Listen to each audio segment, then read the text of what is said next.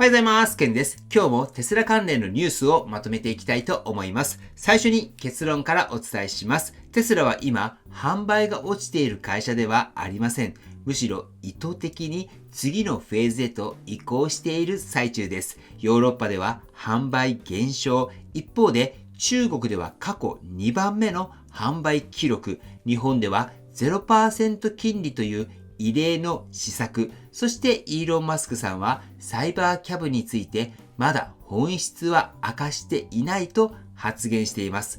一見するとかなりバラバラなニュースに見えますよね。ですがこれらはすべて一本の線でつながっています。今日はその線を皆さんと一緒に辿っていけたらと思います。ではまずは今市場で一番目立っている話題から見てみましょう。ヨーロッパでのテスラの販売の減少です。フランスやスウェーデンではテスラの販売台数が前年と比べて大きく落ち込んだというニュースが出ました。こうした見出しだけを見るとテスラはもう成長が止まったのではないか、EV ブームが終わったのではないか、そう感じた方も多いと思います。ですが、ここで一度冷静になって考えてみたいと思います。この販売の減少は本当に需要が消えたっていうことを意味しているのでしょうか。ヨーロッパは EV 市場の中でも非常に特徴的な地域です。補助金や税制優遇の影響が大きく、政策が変わると需要が一気に前倒しされたり、逆に急減したりしてしまいます。こうした時期には意図的に販売を抑えるということも珍しくなかったりもします。数字だけを見てみると原則にも見えるんですけれども、実態は一時的な調整であるケースも多いんです。そしてヨーロッパにおいては各メーカー、昔からの伝統的なメーカーたくさんありますよね。そういったメーカーも EV をどんどん出してきているので、なかなかテスラ一強というようにはならなくなっているということにもなります。つまりヨーロッパの数字だけを切り取ってテスラを終わったっていうふうに判断するのはかなり短絡的だというふうにも考えられます。では次に視点を変えてみましょう。ヨーロッパとは対照的な市場があるんです。それが同じヨーロッパのノルウェーです。ノルウェーでは2025年の新車の販売のうちなんと約 96% が EV になりました。ガソリン車やディーゼル車はほぼ姿を消しています。ここが重要なポイントになってきます。ノルウェーはEV が特別な存在ではなく当たり前の選択肢になっているという国になります。この成熟した市場でテスラはどうなっているのか、今でもトップブランドの一つとしてあり続けています。つまり EV が当たり前になった世界でもテスラは選ばれているということになります。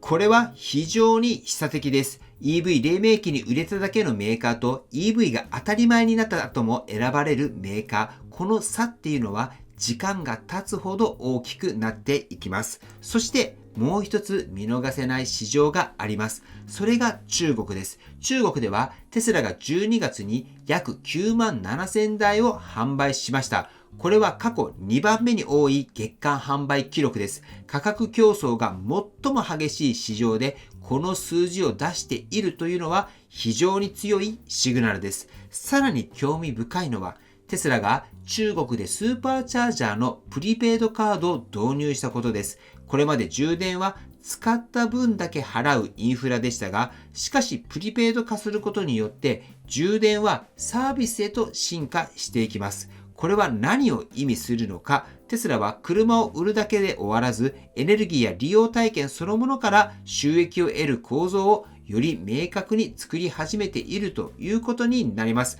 このプリペイドカード面白いと思いません？今コンビニで当たり前のように Apple カードだったりとか Amazon カード、Google カードありますよね。将来的にはここにテスラのスーパーチャージャーのプリペイドカードが売られるようになっていく未来があるのかなと思うとちょっとこれも楽しみだなと思いますけれども。ではね、次に日本の市場の話題についていきます。日本の市場で大きな動きが今行われています。モデル3とモデル Y に対して 0% 金利のファァイナンスが導入されました。これっていうのは日本ではね、割と異例なことなんです。補助金と組み合わせることで実質的な購入ハードルっていうのは大きく下がってきますよね。スライドにあるようにモデル3に関しては約400万円から手に入れることができるということになります。これは本当にね、結構買い時になってくるんじゃないかなと思います。そしてここで重要なのは日本市場をテスラは捨てていないという明確なメッセージです。むしろテスラは日本でも次の段階に進もうとしているように見えます。今年テスラがどれぐらい日本で売れるのか、これは本当に楽しみだなと思います。僕自身もこの 0% 金利キャンペーンいいなと思ってテスラに問い合わせたんですけれども、今もうパンク状態みたいで、僕が問い合わせをしたんですけれども、今非常に混雑しているので時間かかってます。申し訳ありませんっていうね、電話がかかってきています。なので今こちら 0% 金利キャンペーン、テスラに申し込みしている人、日本では補助金の金額もね、大きく上がったので、今年は本当にテスラ増えるんじゃないかなと思います。はい、ということで、ここまでを整理すると、ヨーロッパ、中国、ノルウェー、日本、それぞれ全く違う動きに見えるんですけれども、共通しているのは、テスラが短期の販売台数よりも中長期の構造を優先しているという点です。そして、この流れの中心にいるのが、やはりイーロン・マスクさんです。イーロン・マスクさんは、先日、サイバーキャブについて、まだ本質は明かしていないと発言しました。この一言はかなり重い意味を持っています。サイバーキャブはただの新しい車ではありません。ハンドルがない、ペダルがない、所有を前提としていない。つまりこれは車ではなくって自動運転を前提とした移動サービスの端末というふうにも捉えることができます。ここから先、テスラがどこへ向かっているのか、なぜ他社とは全く違う戦略を取っているのか、そしてそれが投資家やオーナーにとって何を意味するのか。では、ここからもう一段深く、テスラがなぜ今この動きをしているのか、そしてこの先何が起きるのか、これについて考えていきます。まず重要なのは、テスラのビジネスモデルがすでに他の自動車メーカーと全く違う位置にあるという点になります。多くの自動車メーカーは今も基本的に車を売って終わりという風なモデルです。EV になってもエンジンがモーターに変わっただけっていう会社がほとんどです。一方、テスラはどうかというと、テスラは車を売ることをゴールにしていません。FSD、自動運転、エネルギー、スーパーチャージャー、そしてサイバーキャブ。これらはすべて単体ではなく一つのシステムとして設計されています。では、サイバーキャブの話に行きますけれども、サイバーキャブはハンドルもペダルもありません。これは運転という行為を人間から完全に切り離す前提の設計です。ここで多くの人がそんなの本当に実現するのかというふうに疑問に思うと思います。多分今日本においてもサイバーキャブのこの斬新なデザイン見せても違和感しか感じない方が多いんじゃないかなと思います。ですが重要なのはもう実現する前提で会社全体が動いているという点になります。もしサイバーキャブが本格稼働した場合にはテスラは何を売る会社になるのでしょうか。答えは移動そのものです。1台の車を売って終わりではありません。1台の車が毎日毎時間お金を生み続ける存在になるんです。これは Uber とも既存のタクシー会社とも本質的には違います。なぜならテスラは車を自社で作り、ソフトウェアを作り、エネルギーも供給できて、運行データまで持っているからです。この垂直統合っていうのは他社が簡単に真似できるものではありません。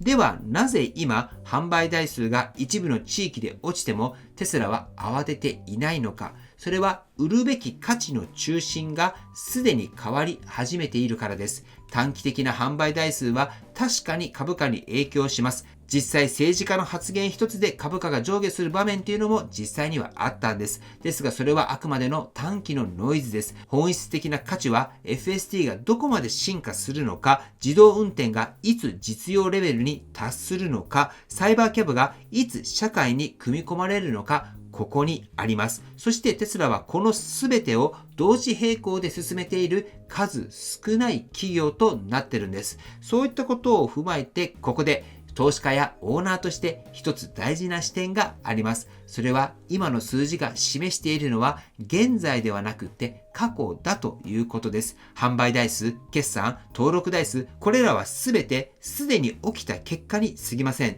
本当に見るべきなのは今何に投資をしているのか、どこに人と資本を集中させているのかです。テスラは今明らかに自動運転と AI、そしてサービス化に全力を注いでいます。これは短期的には不安に見えるかもしれません。ですが長期で見れば非常に合理的な動きです。では最後に今日の動画まとめていきたいと思います。ヨーロッパでの販売の減少はテスラの終わりではありません。むしろ次のステージへ進むための通過点です。中国やノルウェー、日本での動きはテスラがどこに向かっているのかをはっきりと示しています。テスラは車を売る会社から自動運転とエネルギーを軸にした未来インフラ企業へと変わりつつあるんです。ではそういったことを踏まえて皆さんに問いかけたいと思います。皆さんは今日の販売台数を見て判断しましたか？それとも5年後、10年後の構造を見て判断していますか？どちらが正しいという話ではありません。ただ、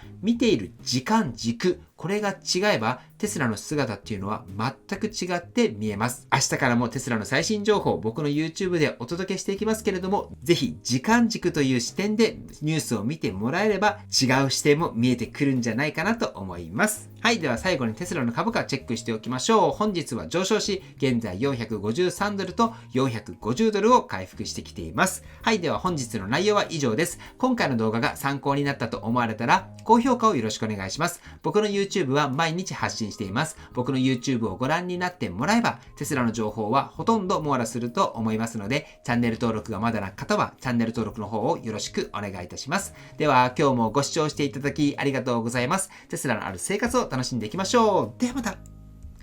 推進です。昨日の月間まとめで先月末の株価予想アンケートの結果をチェックするのを忘れていました。申し訳ありません。今日確認したいと思います。まず11月の最終日は 430.17 ドルで、12月の末は結果としては 449.44 ドルということで、結果としては上がるが正解となっております。12月下旬結構下がったなーって思いましたけれども、11月末よりは上がっているという結果となっております。ではアンケートの結果を見ていきます。今回は558票いただいております。ありがとうございます。結果ですが、上がると答えられた方が一番多くて 81% で、これらの方が正解となっております。では次にコメントをしてくれた方の結果を見ていきたいと思います。コメントですが、7名の方が正解となっております。そして3ヶ月連続正解に3名の方が来ています。来月4ヶ月連続正解になるか、これは楽しみだなと思います。このアンケートですが、4ヶ月連続で正解された方には、今社内で使えるカークリーナーをプレゼントしています。